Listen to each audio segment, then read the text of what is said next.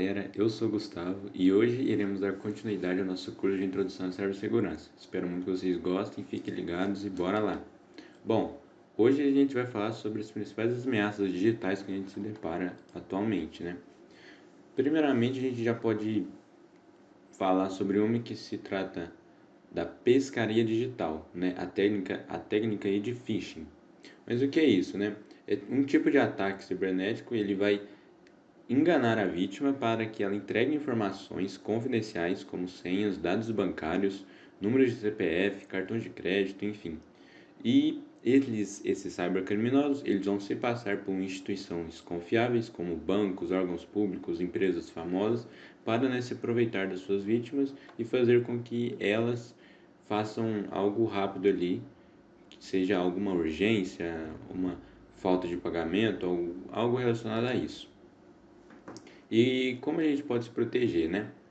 Claro, né? A gente sempre deve checar o remetente do e-mail que chega para a gente, desconfiar de variações estranhas, como, por exemplo, aqui, Netfly1x, que supostamente estaria se passando pela Netflix, né? Também passar o mouse sobre links para ver a URL real antes de clicar, desconfiar de erros ortográficos que sempre ocorrem, gramática, formatação ruim, e não abrir anexos de fontes desconhecidas, claro. As práticas recomendadas, né? Claro, sempre ativar a autenticação de 2 fatores, né? Digitar o site do endereço manualmente no navegador também é uma boa prática, evitando clicar direto em links. Manter sistemas antivírus e navegadores atualizados e treinar usuários para reconhecer os sinais de phishing. Repassar sempre as dicas que a gente está dando no nosso curso para o máximo de pessoas que vocês conseguirem. Aqui a gente tem alguns exemplos. Temos aqui à esquerda a Netflix pedindo alguma forma de atualização de conta, talvez seja um meio de pagamento.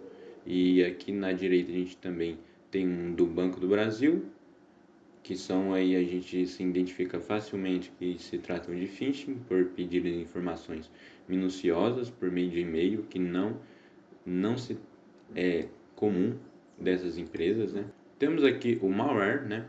O malware, ele é a tradução dele é malicious software, que é um termo genérico para qualquer programa ou código malicioso que vai visar infectar, danificar, enfim, roubar informações sem autorização do usuário, né? Ele pode atacar computadores, smartphones, tablets e até dispositivos LOT, Internet das Coisas. Principais tipos de malware. Bom, a gente pode citar o vírus. Ele se anexa em arquivos legítimos e precisa ser executado para ativar, né? Ele vai corromper arquivos, enfim. Um exemplo famoso se trata do vírus I Love You, nos anos 2000, que causou bilhões de danos. E uma das formas mais comuns de infecção seria ali clicar em links para sites maliciosos, como eu disse, e-mails, mensagens nas redes sociais, SMS no WhatsApp, enfim. Temos aqui também o worm. Ele se espalha automaticamente em redes, explorando vulnerabilidades dessa rede. Não precisa de nenhuma ação humana para se replicar. Ele pode congestionar redes inteiras, causando paralisações. Um exemplo famoso se trata do Conficker, em 2008, que infectou milhões de computadores. Depois vocês dão uma pesquisada. Temos aqui uma diferença, né, entre vírus e worm. O vírus aqui, ele usa o arquivo hospedeiro, precisa ser executado e pode criar cópias de si mesmo. Já o worm, ele não usa o arquivo hospedeiro, não precisa ser executado e explora as vulnerabilidades da rede. Temos aqui agora os trojanos, famosos cavalos de Troia, né? Bom, como que ele funciona, né?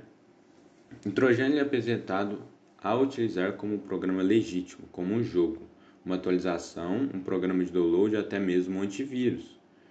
E o utilizador, ele vai ser enganado para instalar, né, e executar esse programa que aparentemente é legítimo. E uma vez que instalado, o trojan executa a ação que foi programada para fazer, que pode ser espionagem, né, enfim, acesso remoto, remoção de dados, enfim. Em alguns casos, né, alguns trojans também podem se replicar e espalhar para outros computadores na mesma rede, que estão na mesma rede, embora não sejam considerados vírus worms, como a gente acabou de ver. Aqui a gente tem alguns exemplos de Trojan, temos o Trojan Bunker, né?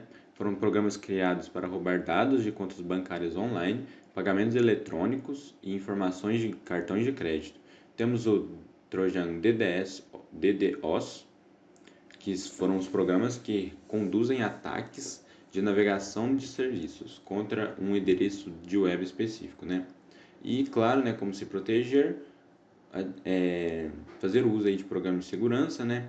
Ter um antivírus bom, sempre atualizado, sempre evitar downloads de sites conhecidos, senha segura, utilizar sempre senhas fortes, ter um firewall ativado para proteger o seu computador, manter também sempre o sistema operacional atualizado sempre que puder, e acessar, claro, né, apenas os sites com o protocolo HTTPS, que é o protocolo mais seguro que tem atualmente. Olha só aqui, a gente tem um exemplo de um Trojan, o Lesvi, que ele está localizado na pasta System32. Spyware. Como que o spyware funciona? Ele vai se infiltrar no dispositivo de diversas maneiras, pode ser links em e-mails, anexos perigosos, download de software malicioso, ou até mesmo instalar aplicativos aparentemente legítimos. E eles vão fazer aí uma espécie de monitoramento. Uma vez que você instalou, ele vai operar silenciamento do dispositivo, né? A informação coletada ela vai ser usada para fins diversos, como publicidade direcionada, roubo de dados pessoais, fraude financeira, enfim. Como se proteger? Claro, sempre ter cuidado com links em e-mails, anexos suspeitos e downloads de software desconhecido, de fontes desconhecidas, né? Manter, claro, o sistema operacional sempre atualizado, né? Para corrigir qualquer vulnerabilidade que pode ter. Tem um bom software de segurança, né? Um bom programa, como um antivírus, um firewall. E sempre ter aí cuidado com os aplicativos, mesmo que aparentemente sejam legítimos, verificar a permissão solicitada pelos aplicativos. Baixei um aplicativo de edição de foto. Ele pode pedir para acessar, enfim, meus arquivos, a minha câmera, mas por que ele precisa saber a minha localização em tempo real? Tipo, não faz tanto sentido. Compreende? Bom, aqui a gente tem alguns casos de uso, né? O spyware, como publicidade, ele pode ser usado para coletar informações sobre os hábitos de navegação do usuário e direcionar anúncios mais relevantes. Fraude financeira, ele pode roubar os dados bancários e outras informações financeiras, né? Espionagem, né? Em caso mais extremo aí, ele pode ser usado por governos ou criminosos para monitorar o comportamento de indivíduos, né? Como jornalistas, ativistas e opositores políticos, né? Relações abusivas. Em alguns casos, o spyware é utilizado por pessoas em relações abusivas para monitorar o comportamento do parceiro. Então, isso também é uma coisa bastante importante que a gente tem que se atentar. Agora temos aqui Keyloggers. Um Keyloggers, ele se trata de um software ou um hardware projetado para monitorar e registrar as teclas digitadas em um computador. Ele pode ser usado para fins lícitos, como monitoramento corporativo, mas também é comumente utilizado para fins maliciosos, como roubar senhas e outros dados confidenciais. E como a gente pode se proteger? Usar, claro, um antivírus bom, sempre atualizado, esteja sempre atento às atividades suspeitas, né? A deixar sempre a autenticação em dois fatores ativada, usar uma senha forte e estar sempre, né, atento a computadores públicos. Ao usar um computador público, é mais provável, né, que ele esteja infectado com o keylogger. Tenha cuidado com as informações, você digita nesse computador. Por ser uma rede pública, né, é mais propício para isso. Temos um adware agora, né, que vai mostrar propagandas intrusivas, às vezes com malware embutidos. Embora menos perigoso que os demais, pode abrir portas para ataques maiores. E a prevenção e remoção, claro, o antivírus de qualidade, atualizar sempre o software, né? Manter o sistema operacional e o antivírus sempre atualizado e sempre tomar cuidado com downloads, baixar software apenas em fontes confiáveis, como a Google Play e App Store. Como se proteger dos malware? Atualização constante, sempre que possível, né? O sistema operacional e aplicativo deve estar sempre atualizados. instalar soluções confiáveis de antivírus e anti-malware e manter as definições de vírus sempre atualizadas, cuidado sempre com anexos links de remetentes desconhecidos, né? Downloads seguros, baixar programas somente em sites confiáveis, como eu disse, na Google Play ou App Store. Fazer sempre um backup regularmente, né? Periodicamente, porque são dados importantes e é um simples gesto que é muito importante para que não perca qualquer informação importante. E educação e conscientização, como eu disse, se você também instruir outras pessoas a essas boas práticas, uma mão lava a outra, e aí a gente pode proporcionar um ambiente na internet bem mais limpo e seguro. Aqui um exemplo também de uma mensagem de cavalo de Troia aqui, que o Avast ele detectou, como vocês podem ver. Agora a gente vai falar sobre engenharia social. A engenharia social ela é uma técnica de manipulação psicológica usada por atacantes para enganar pessoas e convencê-las a fornecer informações confidenciais ou realizar ações que comprometem a segurança digital e física, certo? E como ela funciona? O atacante vai usar estratégias que vão induzir a vítima a agir de forma impulsiva ou confiante, sem questionar a legitimidade da sua situação.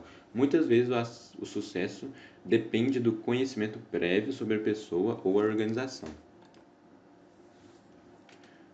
Dentre as principais técnicas dessa engenharia social, temos a prospecting, que é uma falsa identidade, vai se passar por alguém confiável para coletar informações aí. Temos o baiting, isca, que o atacante vai oferecer algo tentador, como um pendrive perdido que contém malware ou um download gratuito que infecta o dispositivo. Temos o tailgating, segmento, ele vai entrar em áreas restritas acompanhando ou seguindo alguém autorizado, fingindo ser visitante, entregador ou funcionário. Temos aí, né, o phishing, vishing, smishing, que embora o phishing seja uma categoria própria, ele também é uma forma de engenharia social usada usando e-mails, telefonemas, que no caso é o vishing, e mensagens de SMS, smishing, para enganar a vítima. Quizzers e pesquisas falsas, golpes que usam quizzers em redes sociais ou pesquisas para coletar dados pessoais que serão usados em ataques futuros. Exemplos reais de ataque de engenharia social. Aqui a gente tem alguns exemplos. Alguém pode ligar para um funcionário e fingir ser do suporte e pede a senha para corrigir um problema urgente. Também deixar um pendrive infectado na recepção de uma empresa esperando que alguém conecte no computador. Convencer um colaborador a abrir um e-mail malicioso com um documento aparentemente importante. E também, né, invasores que entram em prédios comerciais fingindo ser entregadores ou visitantes. E como consequência, a gente tem aí vazamentos de informações confidenciais, o acesso não autorizado a redes corporativas, instalação de malware e ransomware, roubo de identidade e prejuízos financeiros, danos à reputação pessoal e organizacional. Temos aqui um exemplo mais claro de como funciona um pré-ataque, depois vocês dão uma olhadinha aí com mais calma.